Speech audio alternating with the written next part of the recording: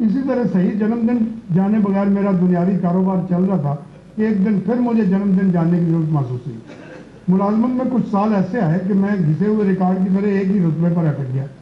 मौके आते रहे, लेकिन सरकार ने मुझे तरक्की देना मुनासिब नहीं समझा। मुझे हर लम्हा यह फिक्र खाई जा रही थी कि मेरी तरक्की कब होगी। किसी ने मशवरा दिया कि किसी ज्योतिषी से मशवरा करो। ज्योतिषी ढूंढा तो उसने कहा कि जब तक सही जन्मदिन नहीं बताओगे मैं कुछ नहीं करूंगा। चुनाचे मैं फिर जन्मदिन की तलाश में निकल पड़ा।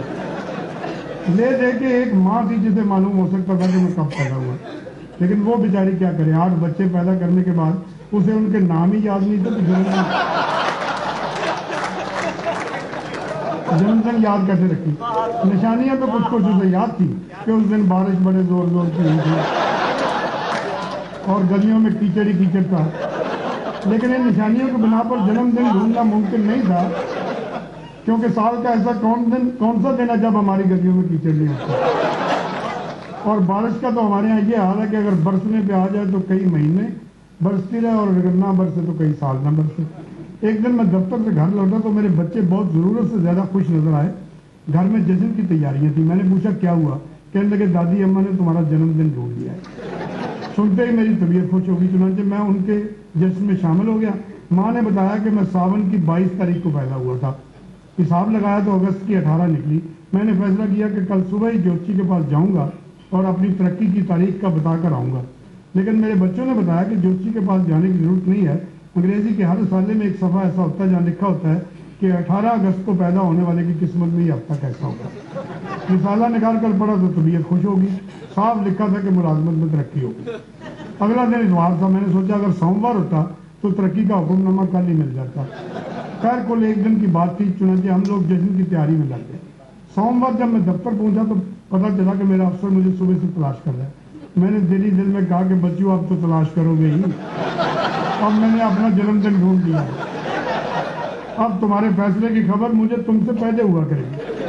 मैं जब उसके कमरे में पहुंचा तो मैंने कहा सुनाओ भाई चड्डा क्या हाल है तुम्हारा? वो हैरान कि मैंने उसे चड्डा साहब क्यों नहीं कहा।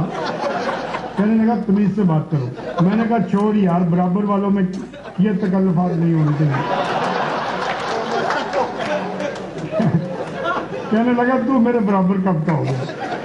मैंने कहा जो ही मेरी तरक्की के आर्डर को मेरे हाथ में थमाएगा हम दोनों बराबर हो जाएंगे। और मुझे पता है कि तूने मुझे तरक्की के आर्डर देने के लिए बुलाया। कौन सी तरक्की? वो चिल्लाया दूर हो जा मेरी नजरों से, तुम जिंदगी भर मेरे बराबर नहीं हो सकोगे। दिन भर तो मैं इस मुलाकात को एक मजाक ही समझता रहा, लेकिन जब शाम को वार्निंग मिली तो मुझे शक हुआ कि दाल में कुछ था। शायद माँ ने मेरा जन्मदिन ढूंढने में हिसाब कुछ गलत लगाया है। घर आकर मैंने पूछा माँ क्या तुम्हें अच्छी तरह याद है कि मेरा जन्म सावन की 22 तारीख को हुआ था? हाँ। मैंने पूछा क्या तुम्हें इंद्रजीत का जन्मदिन याद है? क्या नरेंद्र का याद है? क्या इकबाल सिंह का याद है? नहीं माँ बोली। तो मैंने कहा फिर मेरा कैसे याद रह गया? कहने लगी क्या पता ये तेरा है या किसी और का। मुझे तो बस इतना पता है कि सावन की 22 तारीख को तुम में से किसी एक का जन्म हुआ था। उसका रंग काला काला सा था। मैंने सोचा तेरा ही होगा। मेरी उम्मीदों पर पानी फिर गया। 2-3 सालों के बाद मेरी अपने आप तरक्की होगी।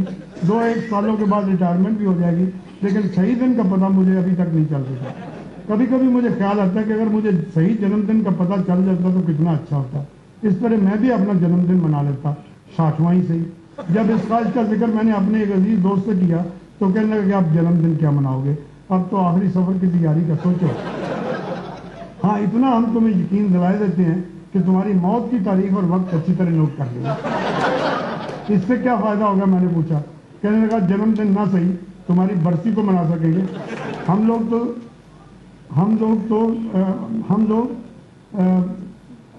को तो जश्न मनाने का है, ये ना सही वो सही।